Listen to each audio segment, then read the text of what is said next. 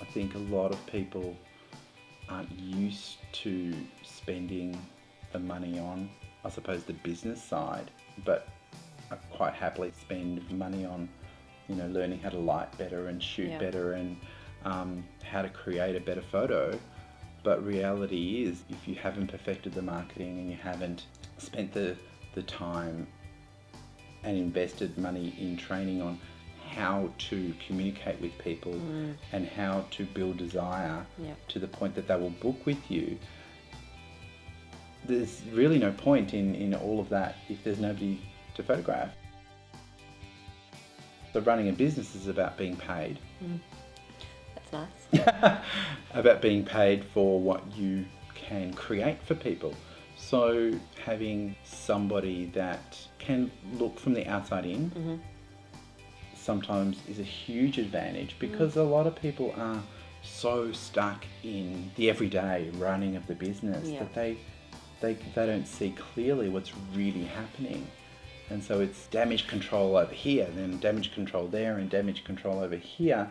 Whereas sometimes taking a step back, a lot of those issues can be resolved before they become issues. Like the amount of money they're actually spending on not having a more direct approach from somebody who actually knows what they're talking about is costing them hundreds of thousands of dollars a year. Yeah, in potential lost sales. Similar to, we had somebody who was inquiring and they spent $3,000 or $4,000 going to an expo. Yeah. But didn't know how to run an expo and didn't know how to book people at the expo, and then didn't know what to do with the leads that they generated from the expo and whether they were quality leads or not. So in effect, they spent $3,000 and the effect to their business was that they really didn't make any more money because they didn't have the knowledge or the experience to know how to make that work for them. Yeah.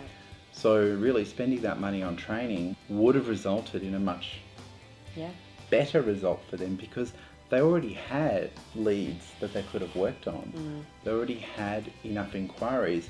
The problem is that they didn't know how to convert those inquiries into quality bookings.